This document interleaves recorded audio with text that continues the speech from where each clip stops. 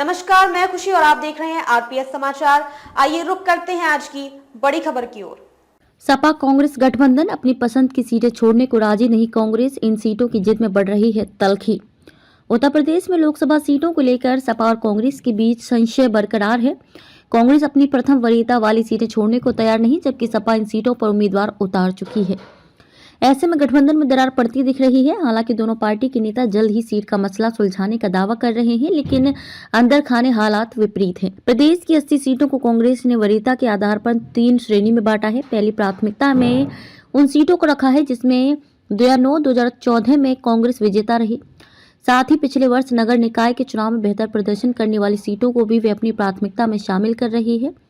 इस तरह पहली प्राथमिकता की 30 सीटों पर दावा किया। सीट निर्धारित करने के लिए बनी कमेटी की 2 दौर की बात भी हो चुकी है। पहले कांग्रेस और सपा ने हर सीट पर 2-2 उम्मीदवारों के नाम रखे। सूत्रों का कहना है कि सपा की ओर से कांग्रेस को करीब 20 सीटें दी जा रही हैं, लेकिन इसमें उसकी पहली प्राथमिकता वाली सीटों की संख्या सिर्फ 5 से 7 ही हो रही है।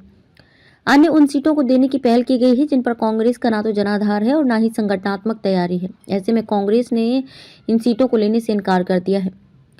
इन सीटों में हरी झंडी। सूत्रों का कहना है कि सपा की ओर से कांग्रेस को अमेठी, रायबरेली, कानपुर के अलावा जालौन, बांसगांव, बरेली, सीतापुर, गाजियाबाद, बुलंदशहर आदि सीट देने की पहल की गई है, लेकिन कांग्रेस इन सीटों को लेने के लिए तैयार नहीं है।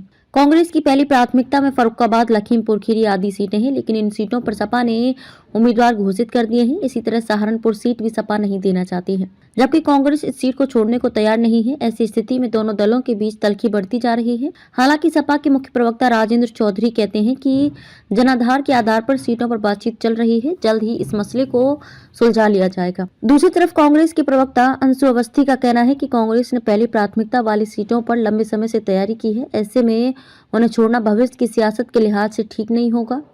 सपा को इस बात का ध्यान रखना चाहिए कि भाजपा को हराने के लिए जहां जिसकी मजबूती है उसे वे सीटें दी जाएं। सपा को जिद छोड़नी चाहिए। लखनऊ विश्वविद्यालय के प्रोफेसर राजेंद्र वर्मा कहते हैं कि लोकसभा चुनाव 2024 में भाजपा को रोकने के लिए सपा, कांग्रेस सहित अन्य सभी विपक्षी दलों को आपसी मतभेद भुलाकर एक मंच पर आना चाहिए। सपा अध्यक्ष अखिलेश यादव को अपने सभी सहयोगी दलों को एकजुट रखने की जिम्मेदारी निभानी होगी, क्योंकि वह प्रदेश में सियासी तौर पर बड़े भाई की भूमिका में है।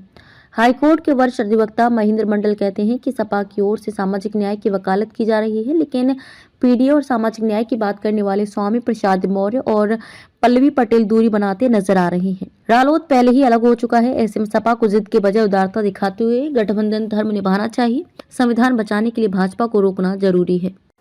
खबरों में अब तक के लिए बस इतना ही। फिर होगी आपसे मुलाकात ऐसी ही एक और बड़ी खबर के साथ। तब तक के लिए नमस्कार और देखते रहिए आरपीएस समाचार। ऐसे ही लेटेस्ट अपडेट्स के लिए हमारे चैनल आरपीएस समाचार को सब्सक्राइब करें और तुरंत नोटिफिकेशन पाने के लिए बेल आइकन प्रेस करना ना भूलें। अगर आपको हमारी खबर पसंद आई हो तो इसे ज्यादा से ज्यादा लोगों तक जरूर पहुंचाएं।